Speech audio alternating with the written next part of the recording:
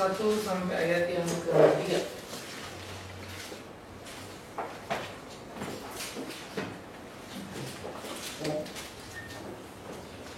Kalau saudara sudah menemukan Lukas 8 1 sampai 3, ini akan jadi pokok pikiran kita bersama gitu ya. Kita akan merenungkan bagian ini.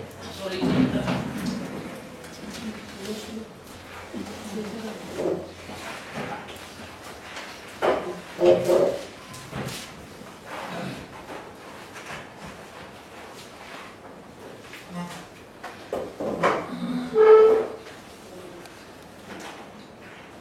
Baik, kalau saudara sudah mendapatkan Lukas 8 1 sampai 3, kita baca, saya baca 1, saudara baca 2, 3 sama-sama. Lukas 8 1 sampai 3. Tidak lama sesudah itu Yesus berjalan berkeliling dari kota ke kota dan dari desa ke desa, memberitakan Injil Kerajaan Allah. Ke-12 muridnya bersama-sama dengan dia. Dan beberapa orang wanita disembuhkan dari roh jahat atau berbagai penyakit, yaitu Maria yang susu pelayanan dan dibebaskan dari 7 roh jahat. Sama-sama. Yohanes, putra Herodes, Susana dan banyak perempuan lain. Perempuan-perempuan ini melayani orang itu dengan kekayaan mereka. Saudara-saudara, menjadi sangat menarik ketika kita melihat konstelasi gitu ya, atau gambaran dari para pelayan-pelayan.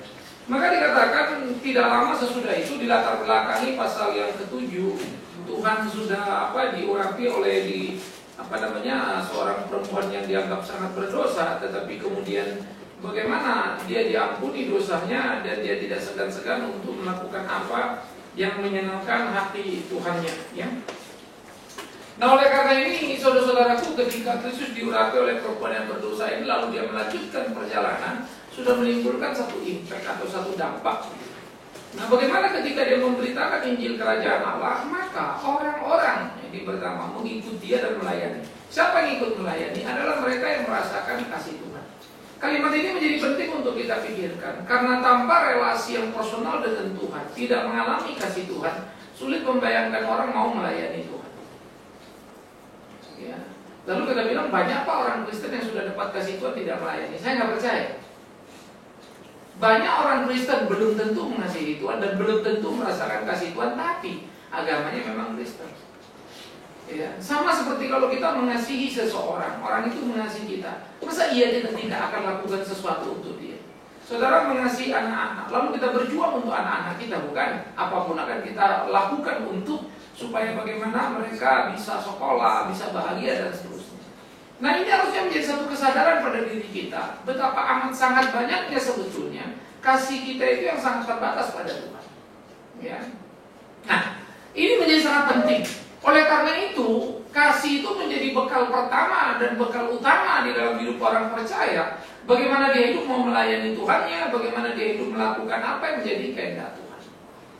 Jadi relasi personal, Tuhan mengampuni dosa, maka dia mengasihi Tuhan. Nah, itulah dikatakan bahwa semua mereka yang merasakan pertolongan Tuhan, ya, termasuk Maria yang disebut Magdalena yang telah dibebaskan dari 7 roh jahat. Istilah 7 roh jahat ini bukan rohnya 7, tapi roh yang sangat jahat. 7 itu sempurna. Jadi sebuah kejahatan yang sempurna, ya.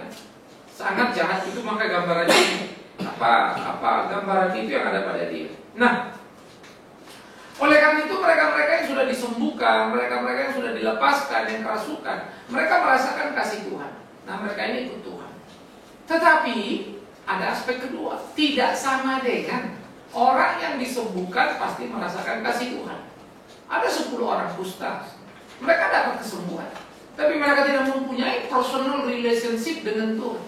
Cuma 1 dari 10 itu yang kembali kepada Tuhan, yang mau mengucap syukur pada Tuhan, yang mau melayani Tuhan. Sementara yang 9 lagi hilang sudah. Ya, itu sebab saya bilang tadi, tidak semua orang yang ke gereja, semua orang yang mencintai Tuhan. Gereja itu seringkali panggilannya adalah panggilan ritual, bukan panggilan spiritual. Artinya panggilan ritual itu adalah gimana kita orang Kristen, ya kita mesti minggu ke gereja, kebaktian gitu kan. Nggak enak dong kalau nggak datang, nanti apa kata orang. Kalau spiritual itu adalah kegairahan, orang mau datang apa enggak, kayak mau jam berapa itu, mau ramai atau sepi, bukan itu urusannya. Tapi dia betul-betul mau beribadah kepada Tuhan. Berapa banyak orang seperti ini?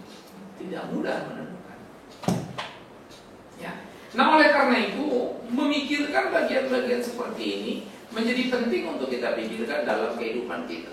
Bagaimana kita menjalani hari-hari kita, bagaimana kita bergumul dalam kehidupan keseharian kita, supaya sungguh-sungguh di dalam semua itu nama Tuhan itu dipermuliakan. Nah, ini harus menjadi kegairahan kita dalam hidup keimanan kita. Ini kan mestinya kita pikirkan di dalam hari-hari kita, saudara yang terkasih. Jadi orang yang merasakan kasih Tuhan lebih bersifat adalah konteks keselamatan. Bahwa orang yang diselamatkan bisa jadi lewat peristiwa penyembuhan, mujizat, itu nomor 8 itu. Yaitu lapis paling bawah. Ya, karena ada orang mengalami mujizat kesembuhan tetapi tidak mengenal Tuhan itu. Tidak mengasihi Tuhan itu.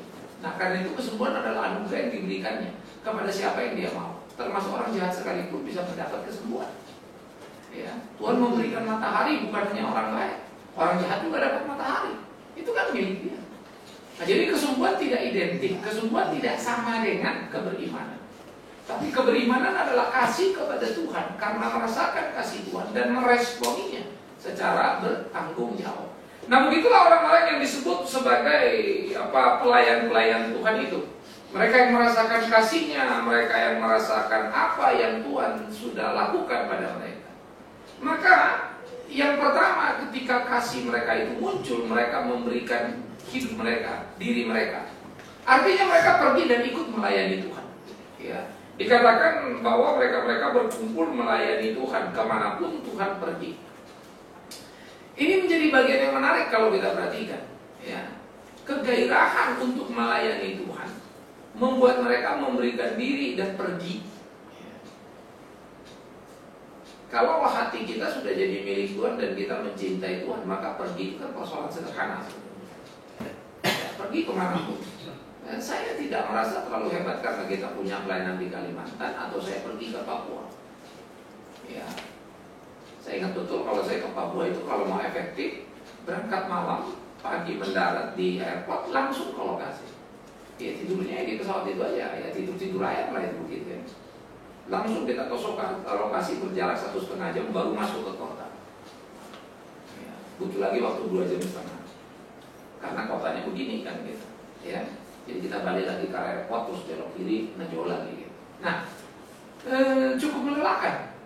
Ya, dari situ lalu pergi lagi ke beberapa tempat baru pulang, masuk ke hotel. Masuk ke hotel itu ya sudah malam. Jauh, capek. Apakah itu hebat? Enggak. Banyak orang cari kerja, cari makan ya. Kerja dari pagi ketemu pagi. Banyak yang orang kerja lebih capek dari saya kerjakan. Ya. Bayangkan mereka kuli-kuli yang di pelabuhan itu. Di bawah terik matahari mereka mesti memikul pikulan yang berat itu hanya untuk beberapa duit saja. Nggak banyak yang mereka dapat. Jadi kalau berat, susah, banyak orang yang melakukan ini. Tapi orang kerja pun seringkali terpaksa. Mana ada orang mau jadi kuli angkat beban berat-berat di terik matahari. Cuma nggak ada pilihan, terpaksa melakukan. Celakanya orang Kristen juga sama. Pendeta pun bisa jadi terpaksa jadi pendeta. Karena cari makannya di situ. Sebetulnya dia tidak pernah dengan hatinya. Kita terpaksa mungkin untuk melayani karena nggak enak sama kawan atau sama apa. Karena itu ini yang kita mesti pinggirkan. Hidupku, pelayananku itu adalah aku merasakan kasih-Nya dan kuberikan diriku kepadanya. Saya nggak akan berhitung berapa capeknya saya nggak akan berhitung berapa sulitnya ketika saya melayani Tuhan itu. Saya akan lakukan apa yang mesti saya lakukan. Begitulah semangat kita. Nah, jadi saudara yang dikasih oleh Tuhan Yesus Kristus, cobalah pikirkan, cobalah renungkan bagaimana seharusnya kita di dalam pergumulan keseharian kita melakukan apa yang menjadi kehendak Tuhan itu. Sehingga hidup kita itu sungguh-sungguh jadi hidup yang berkenan. Memberikan diri kita, memberikan hidup kita, itu penting. Sehingga dengan demikian hidup kita itu sekali lagi hidup yang memperkenankan hati Tuhan. Nah, ini yang harusnya kita lakoni, nah ini yang harusnya kita jalani. Jadi jangan pernah menyerah, jangan pernah berhenti dalam hidup melayani Tuhan. Lakukan apa yang harus kita lakukan, kerjakan apa yang harus kita kerjakan. Nah, ini menjadi satu perjuangan tersendiri dalam kehidupan keberimanan kita. Nah, itulah yang harusnya kita jalani dalam keseharian kita. Sehingga hidup kita betul-betul menjadi hidup yang memuliakan nama Tuhan. Hidup kita adalah betul-betul menjadi hidup yang menyenangkan hati Tuhan. Ya. Ini yang mestinya kita pikirkan, ini yang mestinya kita gumulkan, ini yang mestinya kita jalankan. Nah, itulah kehidupan keimanan kita. Ya. Jadi bagaimana di dalam pergumulan perjuangan itu kita melakukan apa yang menjadi kehendak Tuhan. Nah, ini semangat yang harus kita tumbuh kembangkan. Ya. Nah, saudara-saudara, aspek yang berikutnya, orang-orang ini ternyata tidak hanya memberikan diri mereka, tetapi yang kedua adalah materi mereka. Kasih itu diekspresikan dengan memberi dirinya, dalam hal ini konteks perginya, tetapi juga mereka memberikan materinya. Kekayaan yang mereka punya, dikatakan ya, mereka berikan. Mereka tidak menahankan kekayaan itu untuk dirinya. Mereka memberikan kekayaannya untuk memuliakan Tuhannya lewat pelayanan yang mereka jalankan. Ini apa namanya ya, sangat luar biasa kan begitu. Sehingga bagaimana dia menjalankan itu, bagaimana dia melakoni itu, bagaimana dia melewati itu adalah sebuah hal yang patut untuk kita pikirkan bersama. Seharusnya begitulah hidup kekristenan kita ya. Begitulah hidup keagamaan kita ya. Kita mengasihi dia, kita berikan diri kita. Kita mengasihi dia, kita berikan materi kita. Banyak orang bisa memberikan diri dalam tanda petik. Nanti bagian terakhir saya akan bicara memberi hati gitu ya. Lalu dirinya diberi sehingga dia pergi jalan. Tapi banyak orang yang memberi diri tidak mau memberi materi. Ya. Saya punya beberapa rekan-rekan yang kalau di pelayanan itu udah kayaknya kalau ngomong Tuhan terus begitu ya. Pelayanan terus, uangnya lebih banyak dari uang saya. Tapi saya berasa betul ya, dan juga bingung sebetulnya ya, karena kalau kita hitung pemberian saya lebih banyak dari dia, padahal uang dia lebih banyak dari uang saya. Why? Bukan karena saya punya banyak uang. Saya cuma berpikir kalau mau melayani Tuhan, emang kita bangkrut gara-gara itu. Dan saya merisaukan kenikmatan itu sampai hari ini saya dipelihara Tuhan ya. Saya sering membeli habis itu gak punya lagi. Di dompet itu udah gak ada. Sampai saya pernah di dekat itu sudah gak punya. Tapi saya masih percaya ada barang yang saya masih bisa jual. Itu kan tergantung gaya hidup saya saja kan. Kenapa jadi gaya hidup yang saya harus penuhi lalu saya tidak mau melakukan membagikan materi dalam pelayanan. Nah, itu kan tidak baik. Nah, oleh karena itu dibutuhkan keberanian dari kita. Jangan hanya memberi diri kita untuk pergi, tapi juga materi kita untuk melayani. Tapi bukan juga memberikan materi supaya orang bilang, oh dia baik, oh dia hebat. Bukan itunya gitu. Bukan itunya. Nah, jadi di dalam bagian-bagian seperti ini, saudara-saudara, saya pikir perlu pemikiran serius kita di dalam hidup melayani Tuhan. Kalau kita bilang hidupku, pelayananku, emang apa yang kita lagi ngomong? Apakah kita memberi diri kita kepada dia? Enggak, hitung-hitungan gitu ya. Lah, terus gimana bilang? Oh iya, saya sudah memberi diri saya. Oke, apakah memberikan materimu juga? Enggak. Saya boleh pergi, boleh ikut, tapi materi jangan. Ya miris juga kan? Ya. Kita punya pelayanan, saya punya banyak teman orang-orang yang beruang banyak begitu ya. Lalu kalau ada rekan-rekan pelayanan bilang, Pak, you kan kenal si ACBIS, diomongin ini pelayanan supaya dapat dana. Saya bilang enggak. Saya share sama dia apa adanya. Kalau dia memang Tuhan mau gerakkan, saya yakin pasti dia tergerak. Kalau enggak ya sudah. Masa sih susah banget Tuhan mau membuat lembut hati orang yang keras kan begitu kan? Oh itu firman-Nya. Kenapa saya mesti mereka? Tapi saya kerjakan apa yang saya mesti kerjakan. Ya biarkan dia melihat dan Tuhan yang gerakkan. Nah kemudian kita bisa melihat bagaimana orang-orang seperti ini menemukan satu kesadaran yang baru lalu ambil bagian dalam pelayanan ini. Nah saya bisa melihat bagaimana juga Tuhan tolong kita. Nggak sia-sia tuh keringat dingin kita itu. Setelah kita lagi mau bikin sekolah di Papua, banyak juga orang bergumul. Bergumul, biayain Kalimantan aja sulit, terus mau biayain Papua lagi. Memang sih saya juga ngerti. Sekarang aja kita bukan berlebih, mos-mosan juga. Tapi saya selalu ingat, dulu waktu mau memulai Kalimantan juga sama. kagak ada duitnya, kagak ada ceritanya, atau jadi saja sekarang aja. Kalau memang maunya Tuhan, ya maunya Tuhan lah. Pertanyaannya itu maunya Tuhan apa maunya kita kan gitu. Itu yang kita periksa diri kita. Kalau mau Tuhan jangan berhenti, lakoni, jalani. Ya. Nah, oleh karena itu di dalam pergumulan keimanan kita, berikan dirimu, berikan materimu. Kalau memang Tuhan adalah Tuhan yang hidup, sumber berkat, kenapa takut? Tapi dirimu, materimu gak ada gunanya kalau kau tidak memberikan yang ketiga, hatimu. Justru itu yang menjadi kata kunci dan paling penting ya. Banyak orang memberi diri, waktunya diinvestasi untuk pelayanan ini, tapi tidak ngasih materi. Tapi banyak juga orang memberi diri sekaligus materi, tapi sebetulnya tidak pernah memberi hati. Gimana orang gak memberi hati? Orang yang gak memberi hati adalah kalau pelayanan dia sudah kasih dirinya, kasih materinya, gak diapresiasi, dia gak ngambek. Buat apa pelayanan? Sampai sebetulnya muncul pertanyaan, loh sebetulnya kamu ngelayanin siapa sih? Loh kalau kamu ngelayanin Tuhan, kenapa kamu berhenti? Bodoh amat orang itu mau jadi jumpa lihat kayak di situ kan? Mau tukang fitnah kayak apa urusan? Andai kata saja para rasul itu melihat perilaku para imam, ya gak ada lagi rasul kan? Gak ada lagi berita dikumandang. Kalau saja para murid-murid itu melihat kayak Yudas atau Yesus memandang Yudas, sudah berhenti pelayanan kan? Tetapi itulah hati ketika menjadi milik Tuhan, tidak lagi peduli pada apa yang dijalani dalam kehidupan. Makanya dikatakan hidupku pelayananku, ya memang itu. Ya. Satu kali Alkitab mengatakan cinta akan rumah Tuhan menghanguskan aku, itu ketika dikutip dari Mazmur, itu ketika Yesus menjungkir balikan bait suci itu, meja-meja itu ya. Lalu dikatakan cinta akan rumahmu menghanguskan Tuhan, itu adalah satu kemurkaan Kristus terhadap penyelewengan di dalam gereja. Ya, dia mengatakan rumah Bapakku kau jadikan sarang penyamar. Padahal ketika melakukan itu dia punya sejuta konsekuensi. Dan yang bisa kita lihat adalah penyaliban. Gimana orang gak marah? Itu kan rezekinya di situ. Sehingga mereka bersepakat untuk menyalibkan Yesus.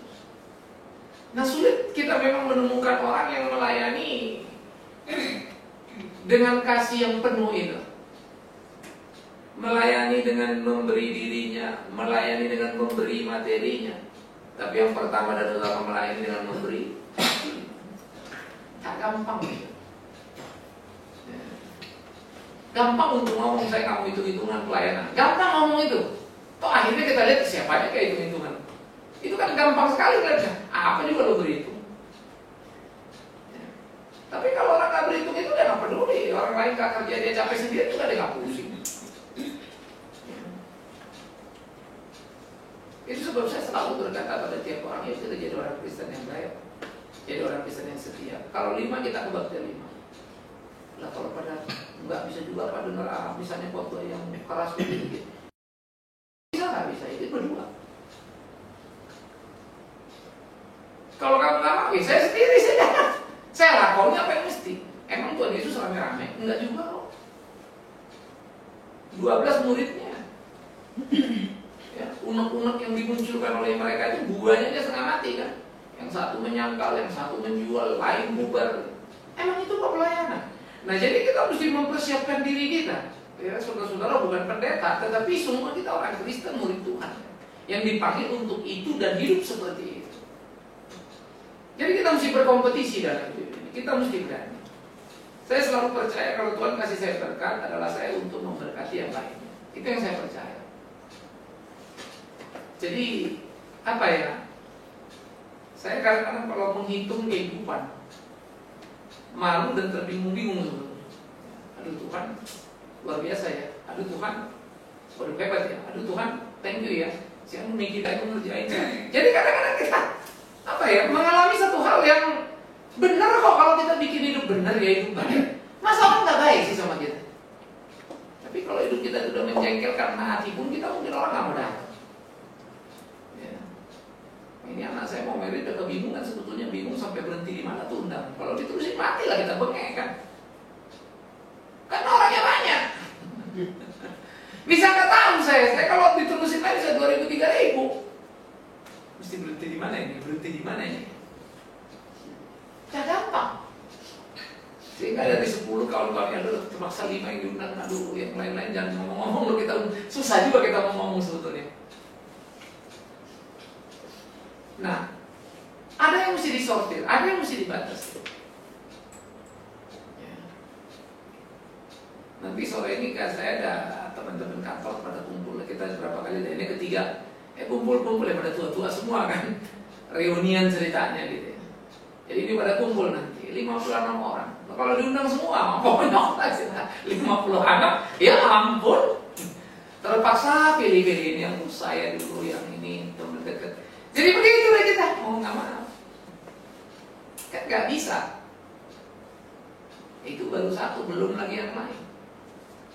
Kalau semua yang saya kenal mau gereja Jakarta ini diundang, apa nggak pengen lagi kita? Ya. Pengurus yang di sini, pengurus yang di sini, terus yang pengurus komisi wanitanya juga ini yang memang rata-rata dekat kan gitu. Mereka kadang-kadang udah wanti-wanti, awas ya Pak kalau nanya beda nggak undang-undang. Undang dia mesti undang ini, tahu semua, waduh capek dong gitu.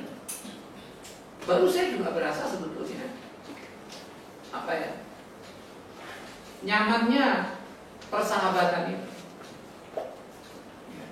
Saya pikir ini yang perlu kita pikirkan dalam semua kita, saudara. Karena itu ya, kalau orang hidupnya melayani Tuhan, nggak mungkinlah Tuhan abaikan. Cuma memang hidup kita tidak seglamur yang lainnya. Ya, banyak orang pendeta yang glamor, rumahnya mewah, mobilnya mewah, tapi kan nggak kurang-kurang yang maki-maki dia kan. Nggak kurang-kurang yang ngomongin dia gitu. Masa kita mau jadi begitu? Saya kan berkata pada saudara-saudaraku, mendingan kau jalan kaki tapi dihormati orang daripada naik mobil dimaki orang. Karena sebetulnya mobil itu hasil penipuan. Kamu tipu orang lain, jadi orang lain kesel kan? Jangan. Kenapa? Umpatan orang lain, ya, umpatan orang lain itu menjadi beban dalam kehidupan kita. Ya. Inilah mestinya kita lakukan dalam hidup kita. Nah, jadi melayani Tuhan tidak bisa kita berhenti. Seluruh hidup kita menjadi pelayanan. Tetapi tidak akan ada orang bisa melayani kalau dia tidak memahami utuh pertemuan dengan Tuhan itu. Kalau dia tidak merasakan utuh persekutuannya dengan Tuhan itu. Ya. Nah, orang-orang seperti ini nggak pernah berhenti mau tahu Tuhan. Nah, orang yang nggak berhenti mau Tuhan pasti dia mau membaca itu. Gambarannya mereka tadi yang sakit sembuh, gambarannya mereka dirasuk setan bebas. Tapi ingat, bukan itu, sentuhan kasih itu. Bahwa nanti sentuhan itu terasa di kesembuhan, terasa di kerasukan. Itu nomor 8 yang saya bilang. Tapi sentuhan itu sendiri. Bisa jadi Anda tidak sakit, tapi sudah merasakan sentuhan.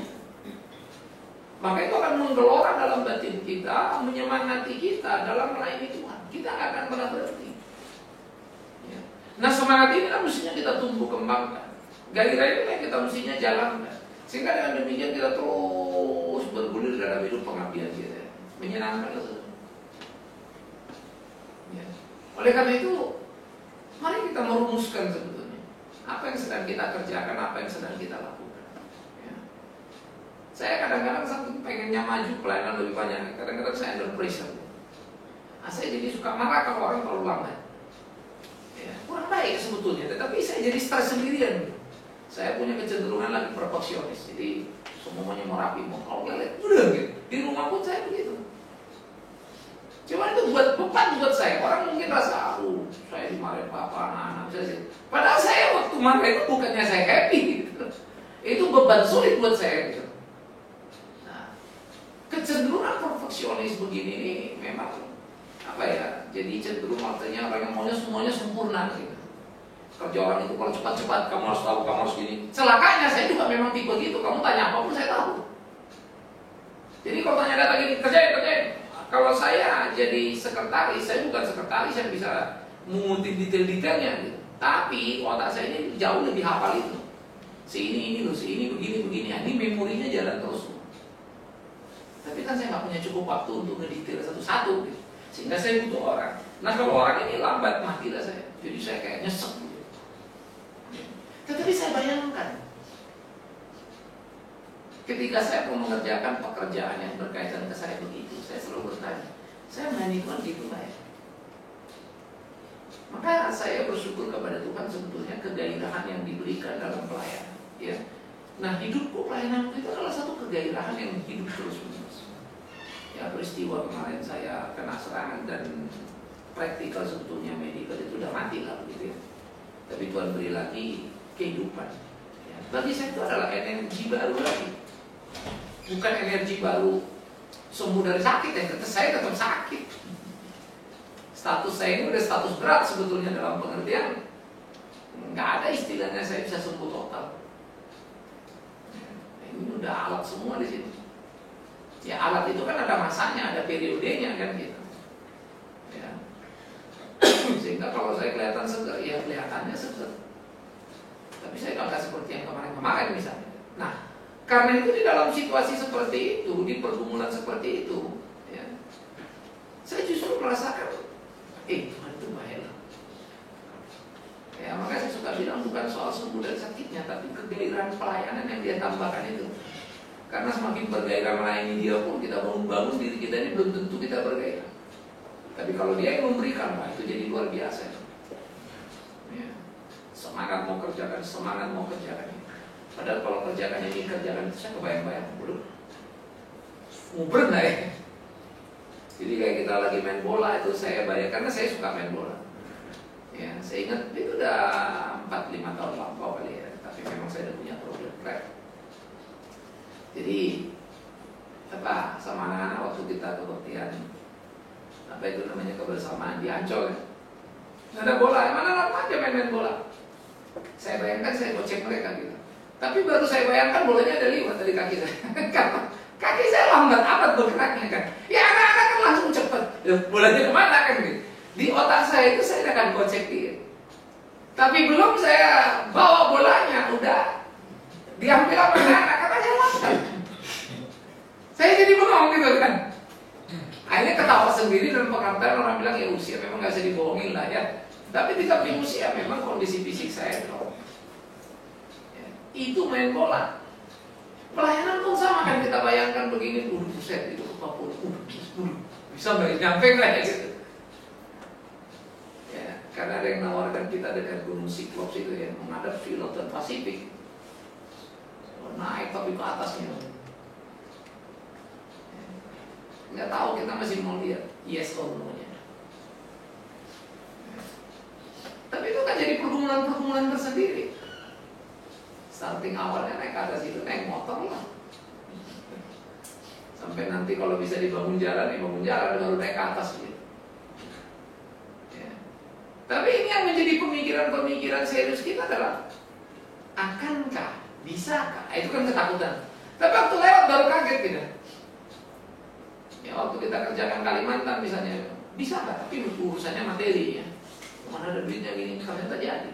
Sekarang saya dalam lagi urusannya energi. Jadi tiap kita akan bergerak, persoalannya beda-beda.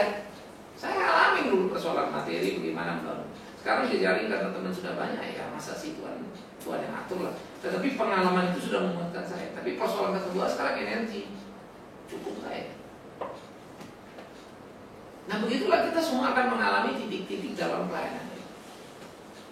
Ya, maka 3 tahap tadi kan, berikan diri, waktu, investasi, disiplin dalam hadirmu dan seterusnya. Berikan materi dengan apa yang kau bisa, berikan berdasarkan yang ada padamu, bukan paksaan. Beri bukan supaya kau diberi, itu salah. Beri karena kau sudah menerima. Itu rasa syukur. Ya. Jadi jangan beri itu masih segini pada segini. Nah, itu dagang namanya. Yang ketiga, berikan hatimu. Nah kalau yang beri hati nggak hitung-hitungan dalam pelayanan. Dia nggak bilang saya kerja capek, yang lain dulu-dulu aja. Itu kalimat nggak boleh kita gitu. Apa yang mesti kita lakukan, kita lakukan. Jangan lupa kalau orang tidak mengerjakan pekerjaan pelayanannya, lalu kita yang menyelesaikannya. Saya selalu berkata, rezeki udah pindah. Mestinya awalnya tidak, tapi jadi habis. Maka saya akan dengan sukarela melakukannya. Karena anak kalau ribut ya, waduh ini tugas gini. Saya suka bilang sama anak saya, jangan bodoh. Tuhan kasih kamu rezeki, kamu gak mau bodoh sekali. Ambil, itu rezeki. Jangan ngedukung. Itu berkat kita itu. Banyak orang yang melayani belum jelas pelayanannya. Tapi kita, orang tinggalkan pelayanan, kan rasanya jengkel. Tapi kalau kita bisa atasi itu, lalu kita melayani dengan sukacita, kepuasannya itu ketulang sumsum itu. Ya. Karena itu jangan pernah berhenti dalam pelayanan itu. Uber terus, lakukan terus.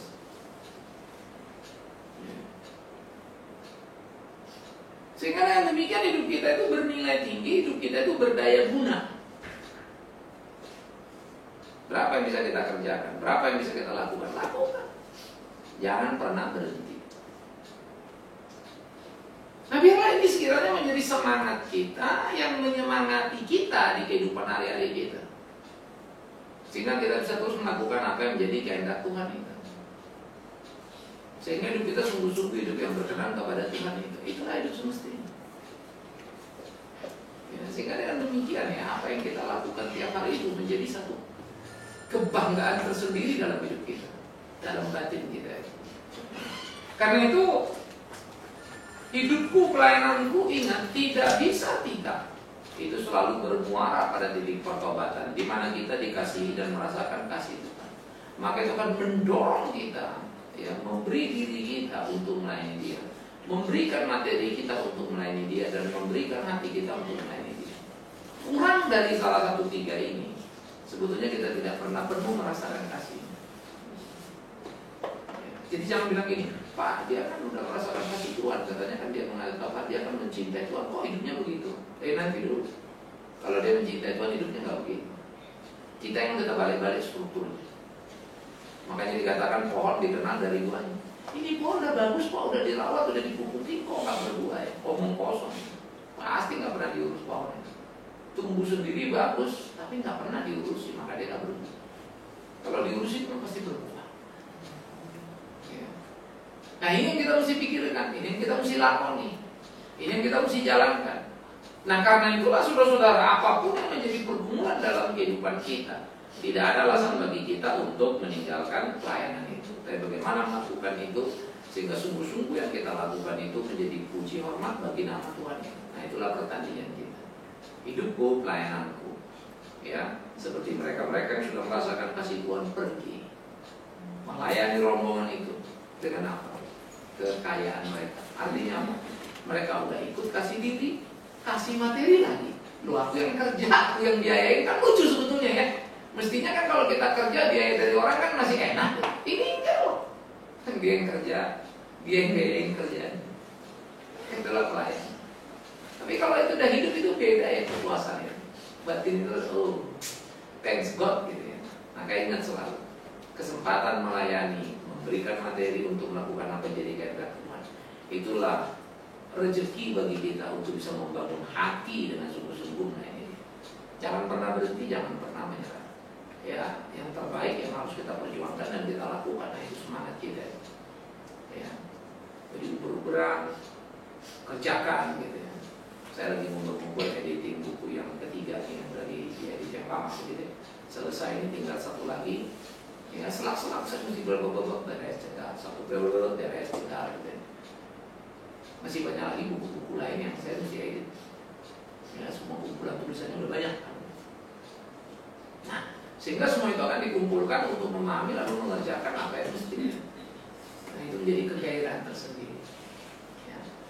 Oke, saya pikir saya stop sampai di situ supaya ada waktu kita untuk berdiskusi ya tentang apa dan bagaimana melayani. Mari.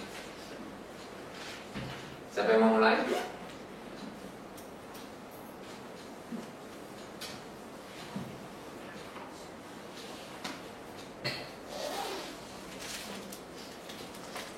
Langsung diam semua ya. Ntar kita nanya juga lagi gitu ya.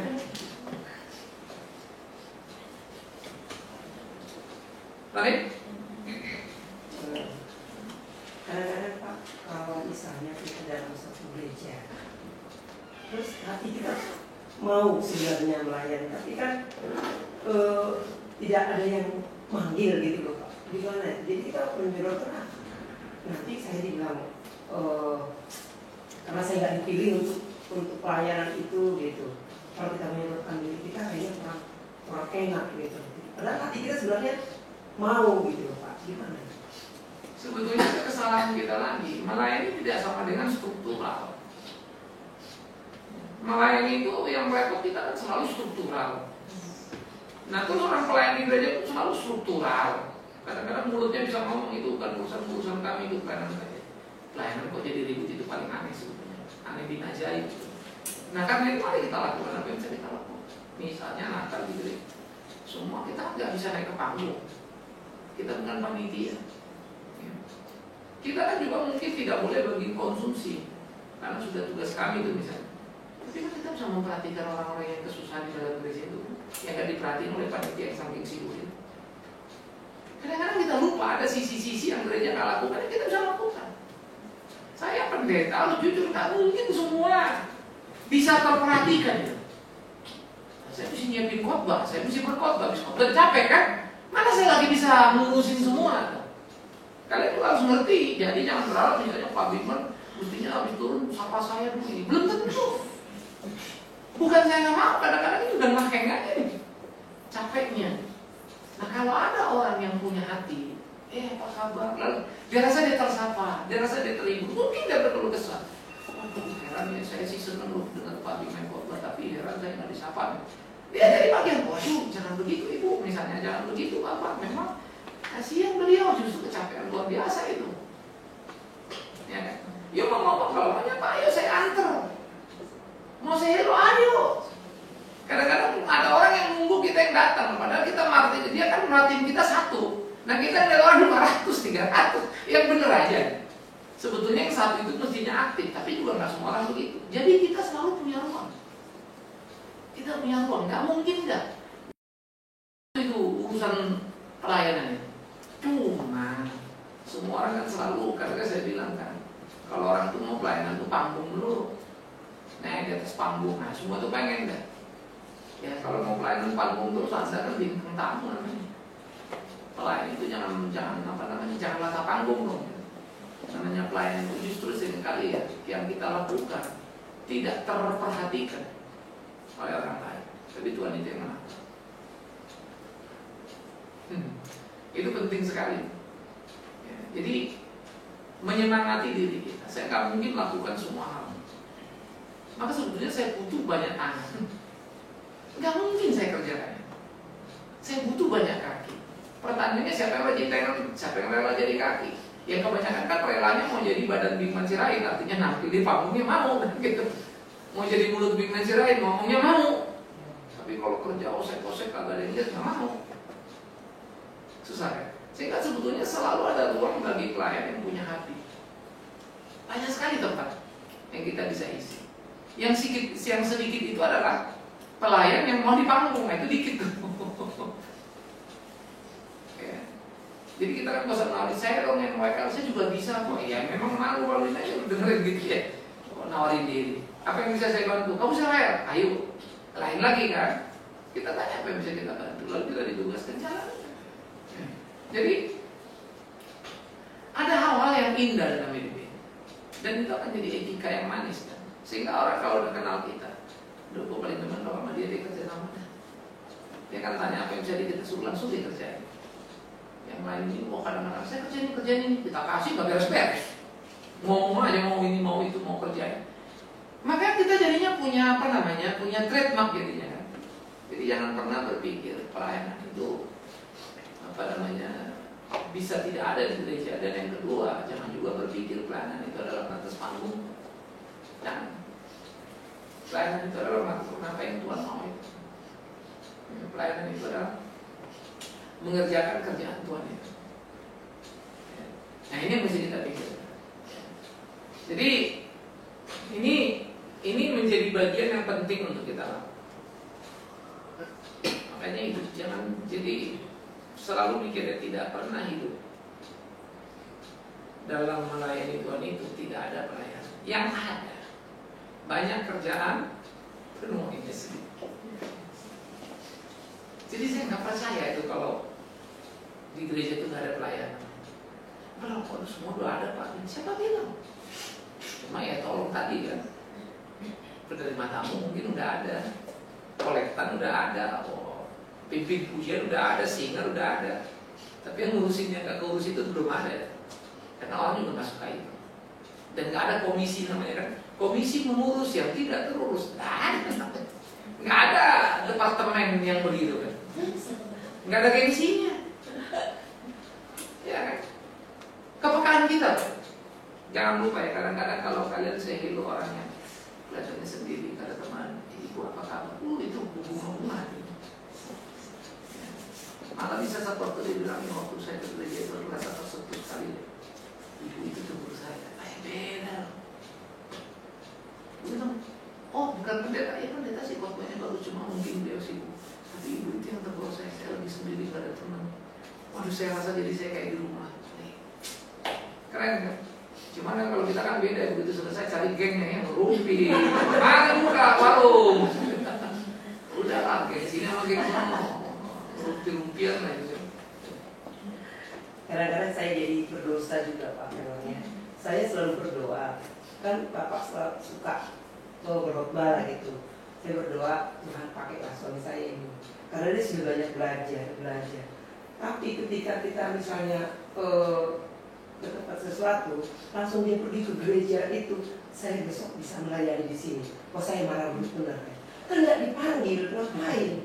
Nah inilah selalu saya Tuhan pakailah dia. Tetapi setelah dia mau begitu, saya besok mau pesan. Memang diminta Pak, langsung saya ngomong gitu. Memang diminta. Ya enggak, saya yang kesana karena pelayannya katanya nggak ada. Saya marah, kan dari minta toh mereka jadi saya yang menghalangi, padahal dua saya pakai dari Tuhan. Nah inilah memang gengsinya itu. Saya bilang mereka harus minta Pak, kamu melayani di sini, baru Bapak ke sana. Nah itulah yang selalu terjadi Pak. Ada dua aspek memang.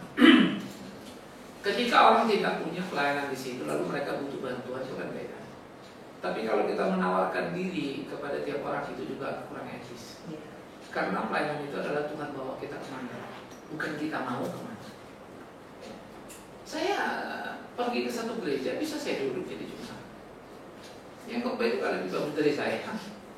Tapi hari itu saya memang mau duduk. Saya nggak pusing kan gitu. Jadi waktunya kita dengar, kita dengar. Kalau bisa tugas ya kasih lain aja. Jadi kita nggak ngobrol terus-terusan istilahnya. Itu satu. Etika dalam pelayanan itu penting. Kalau diminta lakukan apa yang kita harus lakukan, lakukan yang terbaik. Tapi memang menawarkan diri itu jangan. Tapi melihat kebutuhan, bantu orang yang berkebutuhan itu dua hal yang berbeda ya. Bedanya tipis banget ya. Satu kita nawarin diri, sebetulnya di situ sih sudah ada semuanya, tapi kita nawarin kan beda tuh. Satu memang mereka butuh bantuan. Kadang-kadang Tuhan buat satu sisi di mana kita harus berbicara. Saya pernah datang ngelawat. Tugas saya itu ngelawat. Datang ngelawat. Aduh Pak Bimen, itu Bapak datang udah keras ini, pendetanya belum datang. Udah Bapak gantiin ya Pak, ini mau kebaktian orang pada nungguin kan. Akhirnya saya khotbah. Tuh pendeta ujung-ujung jam 7 acaranya jam 8 baru nongol. Alasannya ada pelayanan ini itu kan. Jam 8 udah 8.15 udah selesai kebaktian. Kalau nungguinnya mau jadi apa itu? Orang yang datang itu udah pada tahu jam 7 kebaktian. Memang ini ada yang ngomong. Apa yang khotbah? Bukannya siapa nih? Waduh saya nggak tahu tadi jamnya belum nyampe, mungkin terlambat kali. Saya cuma ngomong gitu. Tapi ternyata memang lain ya. Kalau kita nggak nawarin diri, tapi kita diminta, kehadiran kita tuh beda. Ya, dianggap menjadi berkat kan? Nah, itu faktor-faktor yang kita juga nggak boleh kalau diminta. Oh, saya nggak bisa, saya nggak siap, saya nggak bisa begitu. Itu yang dikatakan Tuhan. Beritakanlah Injil itu baik tidak baik waktunya. Siap atau nggak siap. Kita harus siap sih setiap saat. Tapi jangan menawarkan persiapan kita itu. Saya udah siap, undang saya khotbah ya. Saya kalau orang ngomong sama saya begitu ya, saya sendiri nih, Pak undang-undangnya kalau saya khotbah daripada persekutuan nggak tahu apa-apa. Iya. Tapi maaf aja itu langsung saya coret dari. Ya. Karena percayalah dalam ketulusan hati itu pasti Tuhan tolong kita. Nah, cuma memang tadi ya, kalau situasinya memang mereka nggak punya, nggak ada orang. Nah, kalau kalian memang mau, ya silakan, saya sih bisa bantu. Kasih mereka ruang berpikir, itu selalu bagus. Kenapa? Karena kalau mereka punya ruang berpikir lalu mereka putuskan tidak, tahulah kita memang Tuhan nggak mau kita ke situ. Kalau kita yang ngeblok duluan, kita nggak tahu lagi sebenarnya Tuhan mau apa ke situ. Ya, saya kalau nego sebetulnya beli di Papua, saya bisa beli itu tanah. Saya bisa cari sponsor untuk itu gitu. Tapi ketika saya lihat kayaknya ada jalan nggak beres, saya nggak mau. Karena ini bukan buat saya kok. Atau nggak ada kalau mereka tahu nggak itu. Nah, jadi di dalam bagian-bagian seperti itu perlulah kita bersabar. Ya. Tetapi hati-hati juga, jangan terus kita nunggu orang ketok rumah kita. Bapak, Ibu, boleh nggak kami nembok Pak Buset? Ini kan bukan jual lotre gitu. Ya, jadi saya pikir yang paling penting adalah kejujuran pada hati kita. Ya. Karena apa ya? Gak mungkin lah sebuah pelayanan itu nggak jalan gitu. Dulu saya ingat saya guru sekolah minggu tinggal di Pulau Gebang. Ya, saya tinggal di lingkungan itu, lalu di situ ada POUK Hutan Hukum ini, karena saya khotbah di rumah jagung. Lalu diminta saya khotbah di gereja. Hanya sering banget mereka minta saya. Karena saya tinggal di Pulau Gebang, terus ke POUK-nya kan gitu. Ya saya bilang kalau sore bisa, pagi kan saya mesti Gunung Sari gitu ya. Sampai sudah pindah pun saya dicari terus untuk mimpin Natal, mimpin apa. Pernah 1-2 kali, tapi kemarin waktu saya sudah cukup lagi gitu. Kalau apa ya, makanya dimanapun kita kerjakan yang terbaik. Mulut dari mulut itu pasti orang juga ngomongin. Sama lah kita kayak restoran enak, restoran udah mulut ke mulut kita pergi kan, oh kita pergi, oh ini enak, lari kita. Ya. Nah, jadi lakukan yang baik apa yang di awal kita itu. Yang penting itu tuntas, dan pasti akan berkat itu sendiri jalan. Ya. Nah yang kedua, kalau kita juga diundang jangan khotbah terus nyenengin kuping orang yang dengar, supaya kita diundang lagi. Nah, itu salah juga. Karena saya bukan 1 kali khotbah, nggak diundang lagi. Kenapa? Karena khotbah saya nggak buat mereka dengar. Ya suami juga kalau mau nyenengin kupingnya, kok cari yang lain. Ya, maka saya kalau khotbah, Pak, nanti tolong jangan terlalu gini, Pak, jangan gini. Karena digituin dong. Karena gini. Oh iya udah. Saya pikir udah jelas dia aja yang khotbah. Tapi kalau dia bilang, Pak, di tempat kita ada ini, Pak, ada muslimnya begini, saya ngerti. Itu kan informasi. Tapi kalau saya jatuh atur khotbah, kau yang khotbah kan pada pintar. Orang gua aja khawatir kok ngapain kau minta. Ya kan? Jadi memang perlu apa ya, integritas lah jangan. Ada lagi? Pak, tadi Bapak bilang pelayanan itu melakukan pekerjaan Tuhan. Sedangkan sekarang saya sering dengar Pak, kalau orang mau latihan kur, kita tanya mau kemana, mau pelayanan, ada latihan kur gitu kan. Terus ada juga seperti WL, singer, terus pelayanan. Jadi itu melakukan pekerjaan Tuhan gitu. Jadi pelayanan itu ya, pekerjaan Tuhan yang pelayanan itu kan bahasa kita. Tapi apa betul Tuhan yang suruh kerja juga nggak jelas. Saya ngerti nggak? Bisa aja kamu kerjakan sesuatu lalu kamu bilang pekerjaan Tuhan, padahal yang mau dipuaskan hati.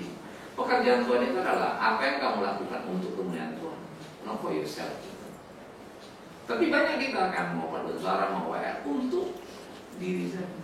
Banyak kan pendeta khotbah untuk amplop yang dia mau terima. Dia tidak sedang memberi dirinya hidupnya. Jadi pekerjaan Tuhan adalah apa yang saya kerjakan sesuai dengan kehendak Tuhan, itu kategori pekerjaan. Jadi WL tidak serta-merta itu pekerjaan. Bisa ya bisa nggak bisa. Makanya Tuhan bilang dia sudah terima upahnya. Ya kan? Orang-orang begitu sudah terima upah itu menurut Alkitab. Artinya bisa jadi mereka itu mati masuk neraka. Kok ke neraka? Mereka kan gini, kan kau sudah terima upahmu hidup. Kau kan mau pujian, kau kan sudah dapat pujiannya. Ya kan? Kau kan mau pujian, udah dapat pujian, mau apa lagi? Kau udah ambil semua kok. Nah disitulah kita belajar untuk kemudian menyadari sama-sama betapa kita seringkali salah dalam mengerti kebenaran. Ya. Oke, ada lagi? Ya, Ibu apa? Saya minta terima kasih firman yang selalu bagus untuk kita semua, bahwa secara manusia biasanya orang berpikir bahwa pelayanan itu mesti khotbah. Dan yang sebenarnya tadi Bapak katakan bahwa pelayanan itu bisa siap di mana saja dan kapan saja, dan itu menurut apa yang ada pada kita untuk memuliakan Tuhan. Sepada firman yang katakan bahwa sesuatu yang kita buat itu bukan untuk manusia tapi untuk kemuliaan Tuhan. Nah itu pelayanan dengan ketulusan hati. Sehingga itu menjadi berkat bagi sesama kami. Disitulah nama Tuhan dipuji dan dipermuliakan. Ya. Saya kira itu. Ya, good. Ya, jadi memang ya kita harus lakukan apapun. Ya, janda miskin yang kita itu nggak pernah tahu khotbah ya. Persembahannya pun nggak bisa bangun gedung gede, tapi itu perhatikan hati. Ya, jadi kita juga jangan pernah bilang, aduh saya cuma ngasihnya segini. Loh, kalau itu cuma punyamu, ya, emang kenapa? Emang orang selalu maunya angka besar. Tapi kita semua kita beruntung dalam tanda petik secara materi punya angka besar. Tapi kita beruntung punya hati yang besar. Ya angka kecil kalau dibeli dengan hati yang besar itu luar biasa. Good, ada lagi?